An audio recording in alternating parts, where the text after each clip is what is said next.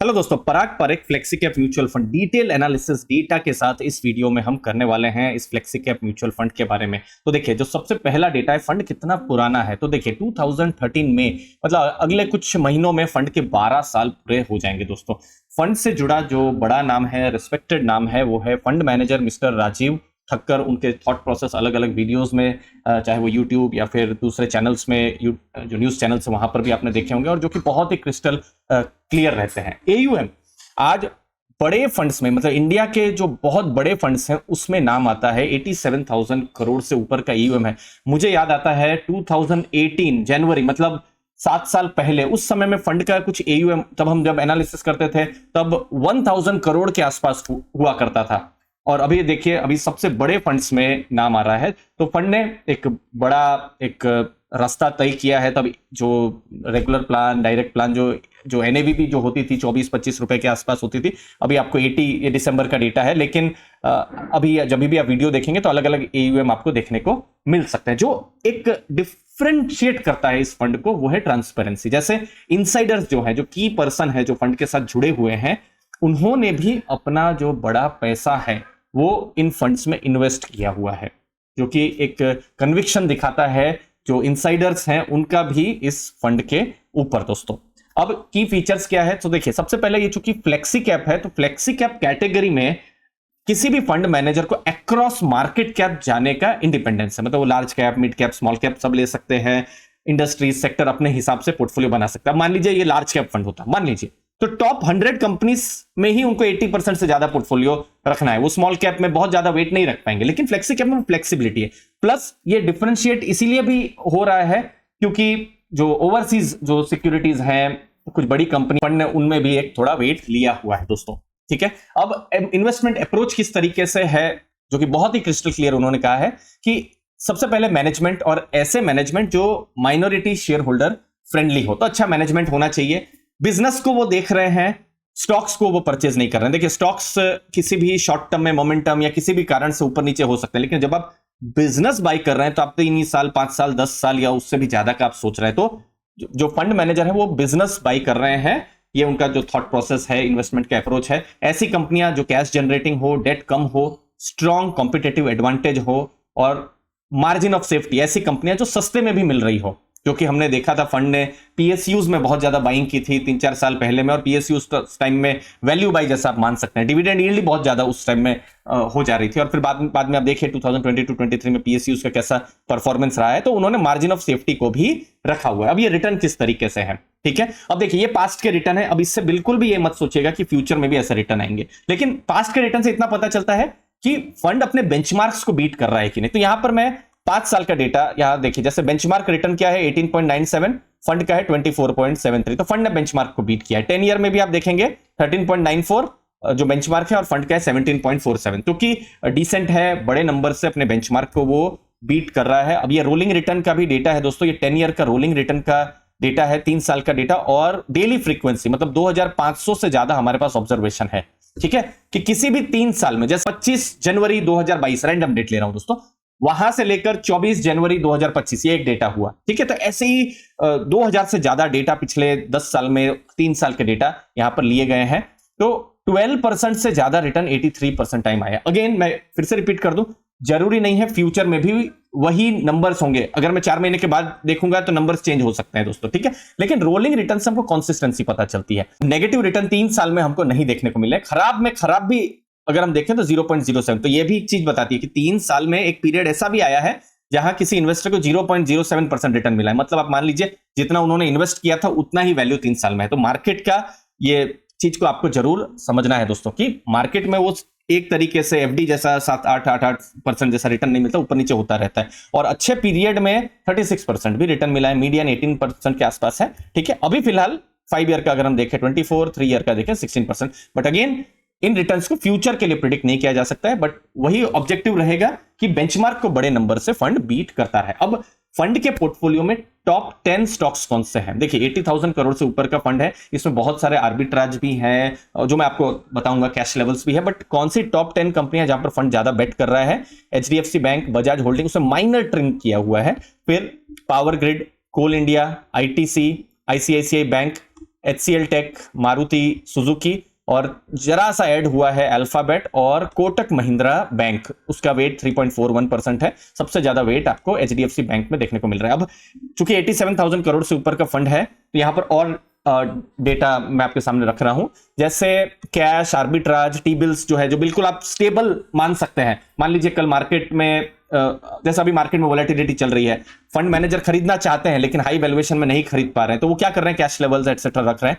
तो 12.57% कैश है, date level 8.76% है। मतलब आप देखिए 87,000 करोड़ में अगर लगभग 20% के आसपास अभी भी भविष्य की अपॉर्चुनिटी के लिए फंड मैनेजर के पास आप मान सकते हैं पैसा है, जो कि लगभग 17-18 हजार करोड़ के आसपास हो जा रहा है। नेक्स्ट है लो पोर्टफोलियो टर्नओवर। इसका मतलब क्या है कि फंड बिजनेस को खरीद रहा है, जो कि मैंने थोड़ी देर पहले बताया था, वो मतलब चर्निंग नहीं कर रहे हैं।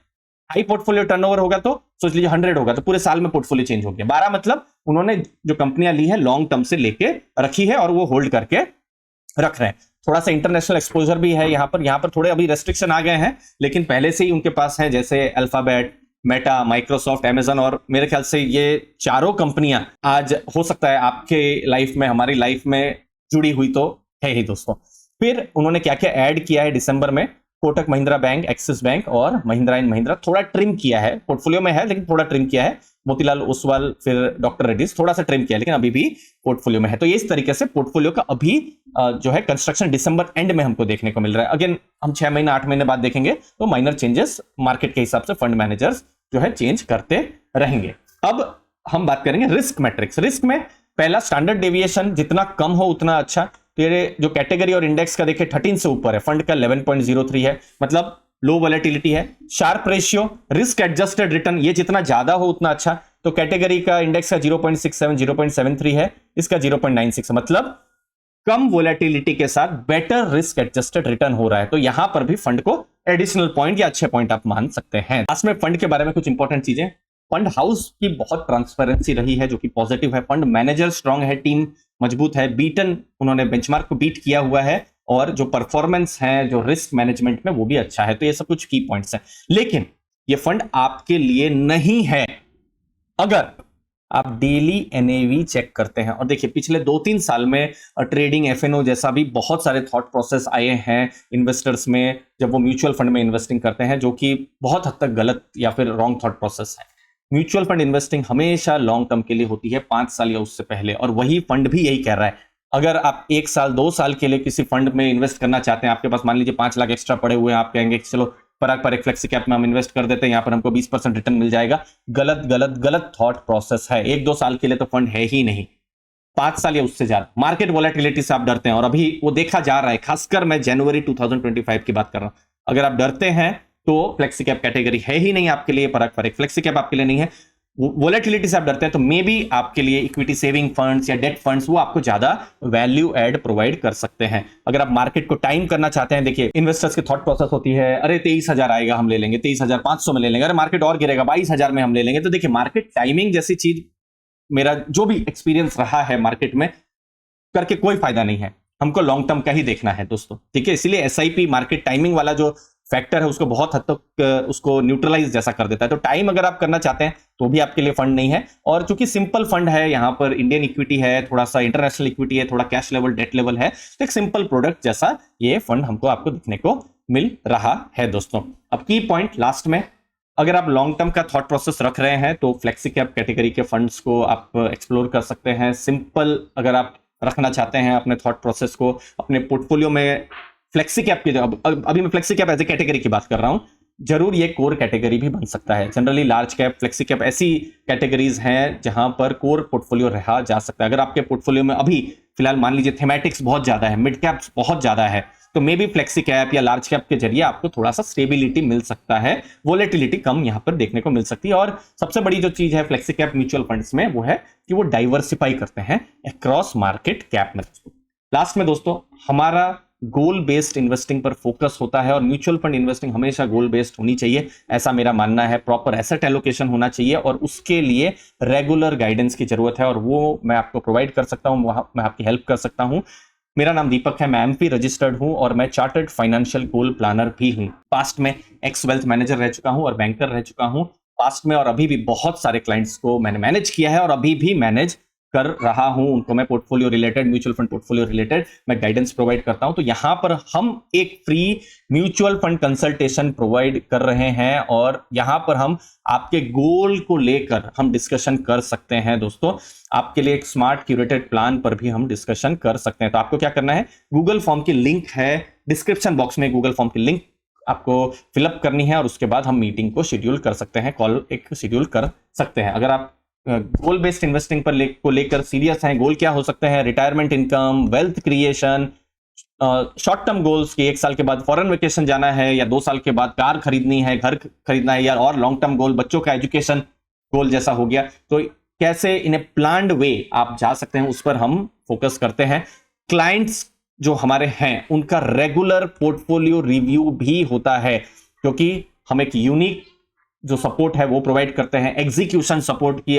आपका पोर्टफोलियो कोई देख रहा है, आपका मॉनिटर कर रहा है, क्योंकि मॉनिटरिंग भी बहुत जरूरी है। हम ये लॉन्ग टर्म का रास्ता है, 5-10 साल का रास्ता है, तो यहां पर लॉन्ग टर्म किस तरीके से आप एग्जीक्यूशन कर सके, लॉन्ग टर्म में क्या छोटे मोटे रीबैलेंस की जरूरत है, वो सब हम आपको सर्विस प्रोवाइड करेंगे। और मेरा मानना है लॉन्ग टर्म वेल्थ क्रिएशन के लिए एसेट एलोकेशन जरूरी है, एसेट एलोकेशन सपोर्ट भी मिलता है। अब एसेट एलोकेशन का मतलब क्या है कि पूरा पैसा स्मॉल कैप में नहीं होना चाहिए, या इवन पूरा पैसा इक्विटीज में नहीं होना चाहिए, थोड़ा बहुत डेट और गोल्ड भी होना चाहिए। तो वो सब चीज का भी आप ध्यान रखें। लास्ट में दोस्तों, अगर आप म्यूचुअल फंड को लेकर अगर आप सीरियस हैं तो हम मीटिंग को प्लान कर सकते हैं। अगर आपको अकाउंट ओपन कराना है तो free online mutual fund account भी आप ओपन कर सकते हैं, जिसकी लिंक डिस्क्रिप्शन बॉक्स में दी हुई है। तो डिस्क्रिप्शन बॉक्स में 2 लिंक दी हुई है, पहला तो गूगल फॉर्म की लिंक जहां पर हम डिस्कशन कर सकते हैं, दूसरी लिंक जहां पर आप अकाउंट ओपन कर सकते हैं। जैसा भी आपका इंटरेस्ट हो हम आगे डिस्कशन कर सकते हैं दोस्तों। मुझे उम्मीद है वीडियो से आपको वैल्यू मिली होगी। आपके कीमती समय के लिए बहुत बहुत धन्यवाद। थैंक यू दोस्तों।